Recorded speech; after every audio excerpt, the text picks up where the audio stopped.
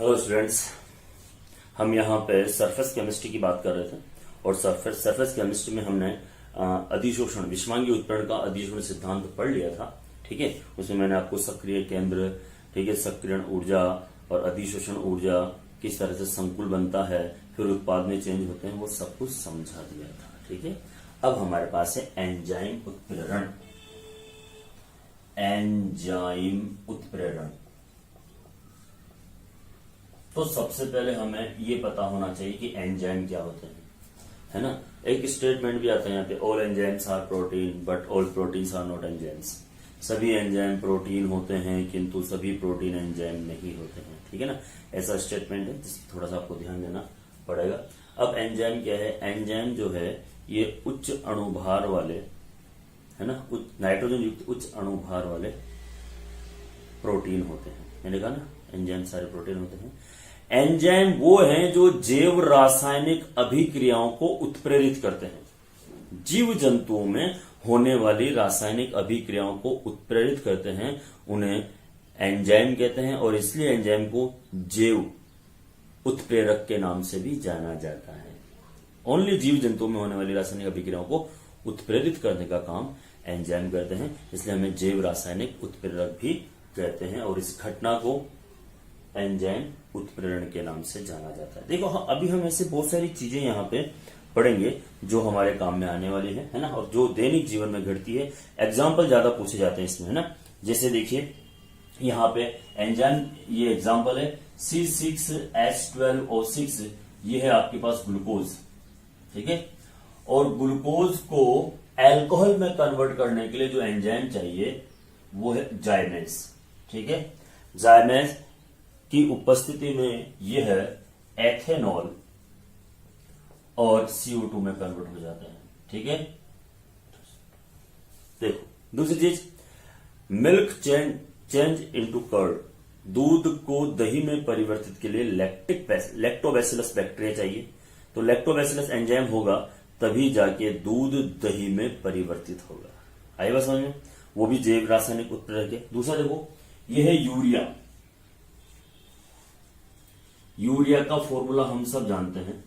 ठीक है, urea urease enzyme की उपस्थिति में यूरिन में कन्वर्ट होता है, तो यूरिया यूरिएज एंजाइम की उपस्थिति में यूरिन में कन्वर्ट हो जाएगा।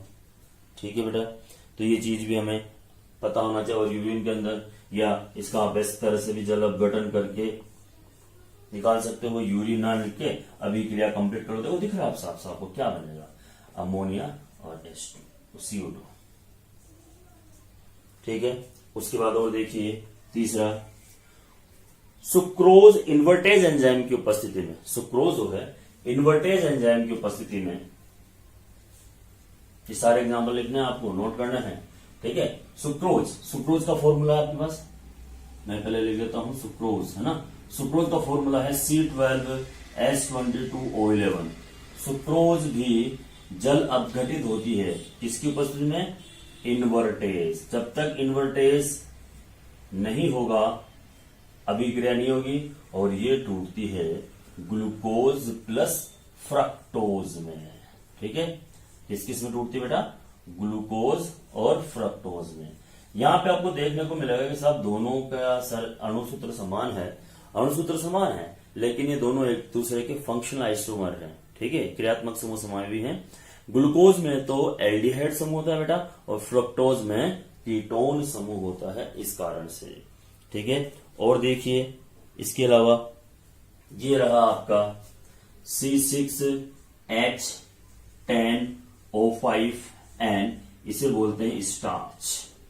मैंने कहा था ये एग्जाम्पल ध्यान रखना। स्टार्च जो है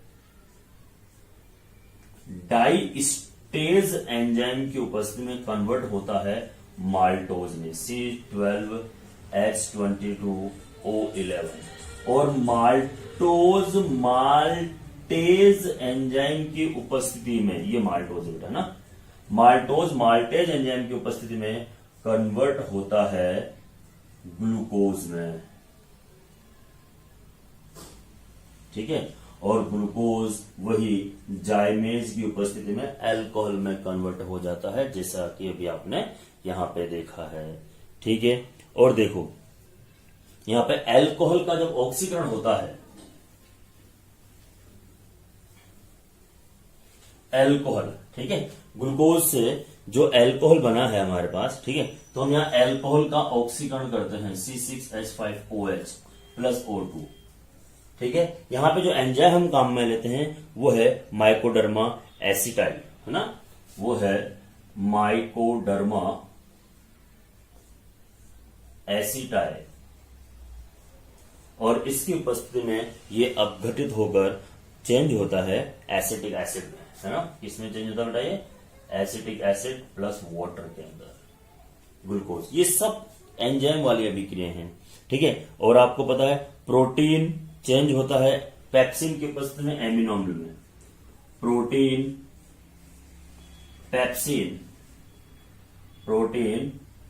पेप्सिन एंजाइम की उपस्थिति में कन्वर्ट होता है एमिनो अम्लों में, ठीक है, प्रोटीन एमिनो अम्लों में कन्वर्ट हो जाता है। स्टार्च का हो गया, स्टार्च टाइलिन लार की उपस्थिति में शर्करा में चेंज होता है, और दूध में का दही में परिवर्तन, ठीक है, ये दूध का दही में परिवर्तन, यह है लैक्टोबैसिलस भी आता है बेटा, ये लैक्टिक भी लिखते हैं ना, इसको हम लिखते हैं लैक्टोबैसिलस या लैक्टिक बैसिलस भी लिखा हुआ हो सकता है। ये सारे के सारे यहाँ पे एंजाइम के उत्प्रेरण के उदाहरण है जो कि हमने यहाँ पे आपके लिए लिखे हुए हैं, ठीक है। ये चीज आपको समझ में आएगी। अब हम यहाँ पे बात करेंगे एंजाइम उत्प्रेरकों के गुण, ये बहुत इंपॉर्टेंट है थोड़ा सा ना, एंजाइम उत्प्रेरण के गुण, प्रॉपर्टीज ऑफ एंजाइम कैटलिस्ट। देखो एंजाइम जो है ये बहुत ही दक्ष होते हैं, सक्षम होते हैं और अल्प मात्रा में आवश्यक होते हैं। इनका अनुकूल तापमान होता है, अनुकूल पीएच होता है, ठीक है ना, और ये बहुत ही कम मात्रा में रिक्वायर्ड होते हैं, ठीक है। तो यहाँ पे पहला पॉइंट है सर्वाधिक प्रभावी।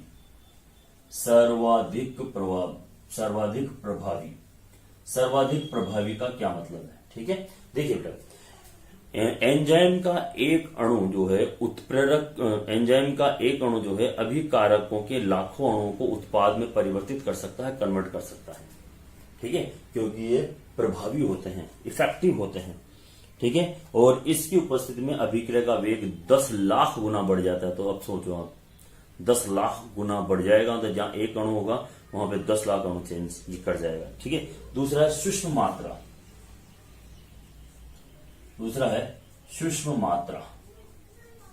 अगर हम यहां बात कर रहे हैं सूक्ष्म मात्रा की, तो आपको पता होगा कि हम दूध ले लें 20 लीटर 50 लीटर, लेकिन जामुन इतना सा डालते हैं उसमें, है ना, जामुन लैक्टिक बैसिलस या लैक्टोबैसिलस, ठीक है।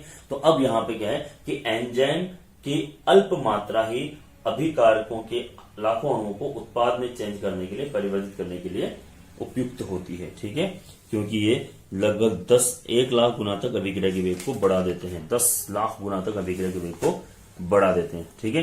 विशिष्टता, ये थोड़ा ध्यान देना आपको, विशिष्टता, एंजाइम विशिष्ट होते हैं।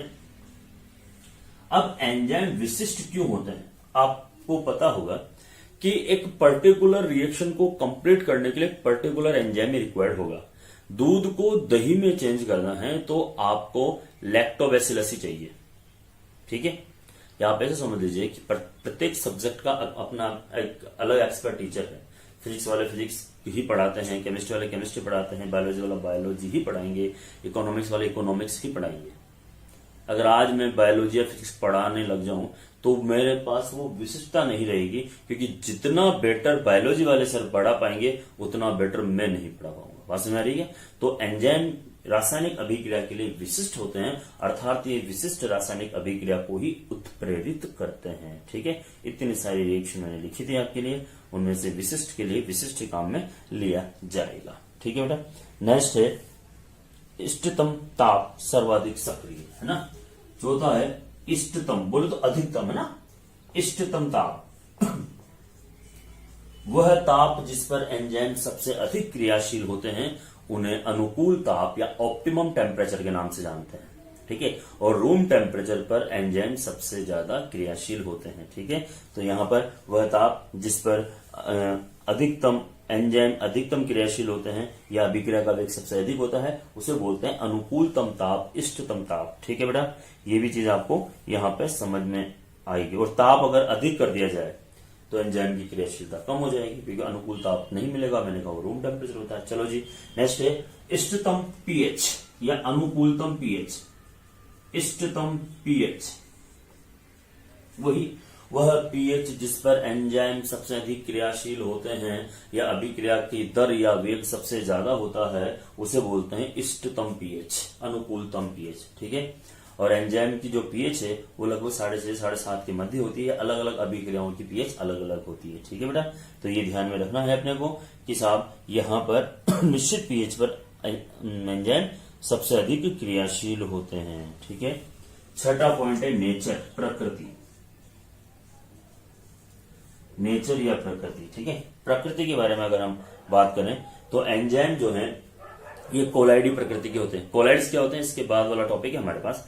ठीक है, एंजाइम जो है ये कोलाइडी प्रकृति के होते हैं, विषवांगी प्रकृति के होते हैं, क्योंकि ये अपनी सतह पर अभिकारक के अणुओं को चिपकाते हैं। ठीक है, तो एंजाइम जितना ज्यादा कोलाइड होगा उसकी अभिक्रिया का वेग जो है वो उतना ही अधिक होगा। ठीक है बेटा, और क्योंकि ये स्कंदित कर देते हैं इस जीव में। नेक्स्ट है वर्धक या सह एंजाइम। 7वां पॉइंट है वर्धक या सह एंजाइम। किसे कहते हैं? वे पदार्थ जो एंजाइम की क्रियाशीलता को बढ़ा देते हैं उन्हें सह एंजाइम या को एंजाइम के नाम से हम जानते हैं। ठीक है, उनकी उपस्थिति में इनकी सक्रियता क्या होती है, बढ़ जाती है। जैसे हम पीडी लेते हैं, जैसे आपने देखा था आयरन और एमओ, अमोनिया के किसमें, नाइट्रोजन के अमोनिया के निर्माण में। ठीक है, अमोनिया बन रही थी, तो एक तो हो गया उत्प्रेरक और दूसरा हो गया सह उत्प्रेरक। जो इसकी क्रिया एमओ की उपस्थिति में आयरन की क्रियाशीलता बढ़ जाती है, तो सहकारक या सह एंजाइम। ठीक है, जो इस एंजाइम की क्रियाशीलता को बढ़ा देते हैं। अगर आपके साथ आपके फ्रेंड्स होते हैं तो आप बोलते हो आप सब कुछ कर सकते हैं। ठीक है ना, वो सहकारक ही होते हैं आपके। चलो जी, अब नेक्स्ट है 8वां पॉइंट, एंजाइम विष, है ना, या मंदक बोलते हैं जिसको हम। ठीक है, एंजाइम विष या मंदक का प्रभाव। ठीक है, मंदक वे पदार्थ होते हैं, हम यहां पे लिखते हैं मंदक या समंदक, या हम लिखते हैं एंजाइम विष। एंजाइम विष। ठीक है, तो एंजाइम विष वे कारक या वे पदार्थ जो एंजाइम की क्रियाशीलता को डिक्रीज करते हैं, कम करते हैं, रोकते हैं, उन्हें हम बोलते हैं एंजाइम विष। ठीक है, या समंदक। ठीक है बेटा, ये सारे के सारे पॉइंट्स हैं आपके जो आपको समझने हैं और बात करने हैं। और अब हम यहाँ पे बात करेंगे एंजाइम उत्प्रेरित की क्रियाविधि, जो कि बहुत ही आसान है। एंजाइम उत्प्रेरण क्रियाविधि, मैकेनिज्म, इसका एक और नाम है बेटा, है ना, क्रियाविधि। मैकेनिज्म किस प्रकार से काम करता है ना, क्रियाविधि। और इसका एक और नाम है, वो है ताला चाबी सिद्धांत। ताला चाबी सिद्धांत, लॉक एंड की थ्योरी, ताला चाबी सिद्धांत। जैसे आपने देखा होगा कि प्रत्येक ताले के लिए एक विशिष्ट चाबी होती है और उसी से खुलता है। ठीक उसी प्रकार प्रत्येक केमिकल रिएक्शन को कंप्लीट करने के लिए एक विशिष्ट एंजाइम ही रिक्वायर्ड होगा, इसलिए हम यहाँ पे नाम देते हैं ताला चाबी सिद्धांत। ठीक है, अब इसमें होता क्या है मैं आपको थोड़ा सा एक्सप्लेन कर देता हूँ। मेरा कलरफुल पेन मिले तो ज्यादा अच्छा लगेगा आपको भी और मुझे भी। ठीक है,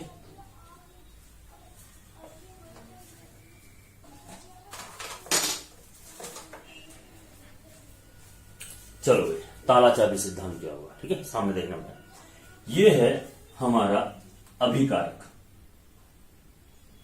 ये है हमारा अभिकारक। ठीक है, तो अभिकारक जो है वो इस तरह से है,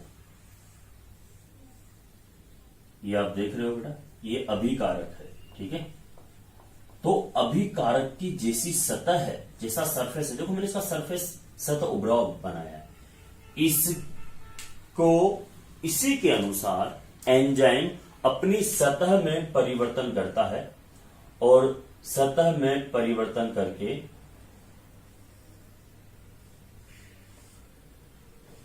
इस तरह से ये उपयोग में आता है। अब आपको अलग अलग दिख रहा है बेटा, है ना। ये तो है एंजाइम और ये है अभिकारक, ये सबस्ट्रेट बोलते हैं बेटा इसको। तो सबसे पहले एंजाइम और सबस्ट्रेट अभिकारक दोनों आपस में जुड़कर एंजाइम अभिकारक के अनुसार अपनी सतह में परिवर्तन करेगा। अगर ये सतह उभरी हुई टेढ़ी मेढ़ी तो इसकी सतह भी उसके अनुसार होती है और दोनों ज्वाइंट हो जाते हैं, जुड़ जाते हैं, मतलब सबस्ट्रेट एंजाइम कॉम्प्लेक्स या संकुल का निर्माण करते हैं। वो इस तरह से होता है।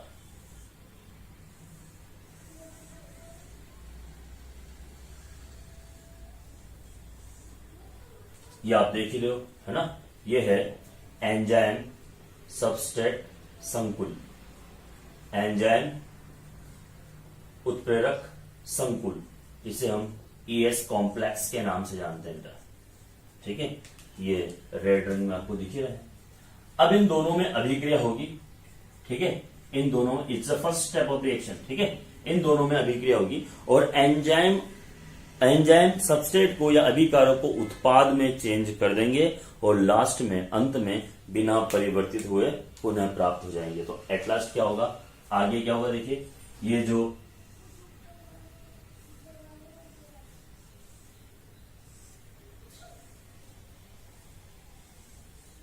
ये लो साहब, ये तो टूट गया किसमें, उत्पाद में, ठीक है।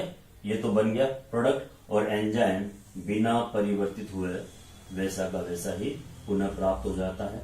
और ऐसे तो हम कहते हैं कि एंजाइम अभिक्रिया में भाग लेते हैं, है ना, ठीक है, और बिना परिवर्तित हुए पुनः प्राप्त हो जाते हैं। ये है इसकी सेकंड स्टेप। ये है बेटा लोकेंट की थ्योरी। सबसे पहले सबस्ट्रेट अभिकारक और एंजाइम, ठीक है। एंजाइम अपनी सतह में परिवर्तित करके संकुल का निर्माण करता है, जिसे एंजाइम अभिकर्मक संकुल कहते हैं या एंजाइम सबस्ट्रेट कॉम्प्लेक्स कहते हैं। और कुछ समय पश्चात एंजाइम अभिकारक को उत्पाद में चेंज कर देता है और अंत में बिना परिवर्तित हुए पुनः प्राप्त हो जाता है। ये है आपका कॉम्प्लेक्स, ठीक है, एंजाइम उत्प्रेरण की क्रिया विधि।